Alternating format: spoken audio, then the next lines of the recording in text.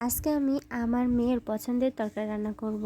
আসসালামু আলাইকুম বন্ধুরা, কেমন আছেন সবাই? আশা করি ভালো আছেন। আপনাদের দোয়ায় ও ভালোবাসায় আমরাও ভালো আছি। আমার মেয়ে আজকে মাছ দিয়ে আলু ঘাঁটি খেতে চেয়েছে, সেজন্য আপনাদের ভাইয়া আমাকে একটা শোল মাছ নিয়ে এসে দিয়েছে। আর এই মাছটাই আমি এখন সুন্দরভাবে কেটে পরিষ্কার করে ধুয়ে নিচ্ছি।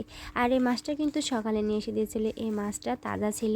আমি সকালে কাজ করছিলাম, ব্যস্ত ছিলাম, সেই জন্য কাটতে পারিনি, তাই বালতিতে পানি নিয়ে জমিয়ে রেখেছিলাম। আর এই তো কাজ শেষে আমি মাছটাকে ভালো করে কেটে পরিষ্কার করে নিয়েছি। আর এদিকে কিন্তু মাছ দিয়ে আলু আধা ভাঙা করব, সেজন্য এই তো ভালো করে আলুগুলোকে কেটে ধুয়ে এখন সিদ্ধ করতে দেব।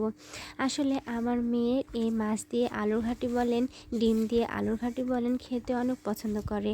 আর আমি তো প্রথমেই বললাম যে মেয়ের পছন্দের খাবার, সে কিন্তু অনেক পছন্দ, শুধু মেয়ের না, আমার শাশুড়িরও কিন্তু অনেক পছন্দের খাবার এটা। আর আমি কিন্তু এই খাবারটা খেতে পছন্দ করি না, এই তরকারিটা আমাকে ভালো লাগে না খেতে। যেমনই মাছ দিই না কেন, যত বড়ই মাছ দিয়ে এই আলুর আধা ভাঙাটা করি না কেন, আমাকে খুব একটা খেতে ভালো লাগে না। তবে কি করার, আমার বাড়ির যেহেতু সবাই খেতে পছন্দ করে, সেহেতু রান্না তো করাই যায়।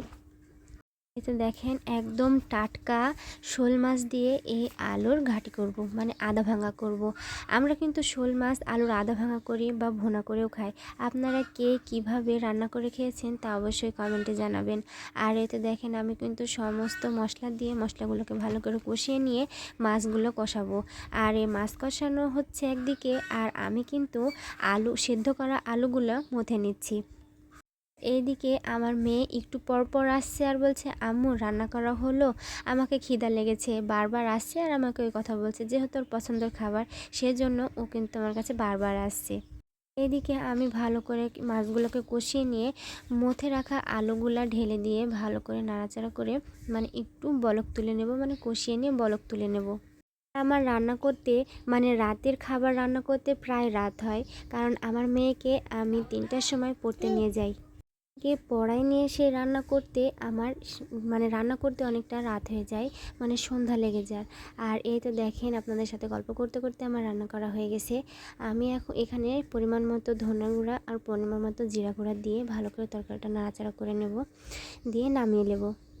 আপনারা কারা কারা এভাবে শোল মাছ দিয়ে আলু আধা ভাঙা খেয়েছেন তা অবশ্যই কমেন্টে জানাবেন। আর এই তো দেখেন, এখানে কিন্তু আমার তরকারি রান্না করা শেষ। আর এইদিকে যেহেতু রাত হয়ে গেছে, আমার মেয়ে কিন্তু পছন্দের তরকারি দেখিয়ে আমাকে বলছে, আম্মু আমাকে আগে খেতে দিয়ে দাও। আর এই তো দেখেন, আমার মেয়েকে আমি আগেই কিন্তু রান্না করে নিয়ে এসেই কিন্তু আমার মেয়েকে আগে খেতে দিয়েছি। আর এখানে কিন্তু ও মজা করে খাচ্ছে। আর আজকের ভিডিও এ পর্যন্তই। আপনারা সবাই সুস্থ থাকবেন, ভালো থাকবেন, আর আমাদের জন্য দোয়া করবেন। আল্লাহ হাফেজ সবাইকে।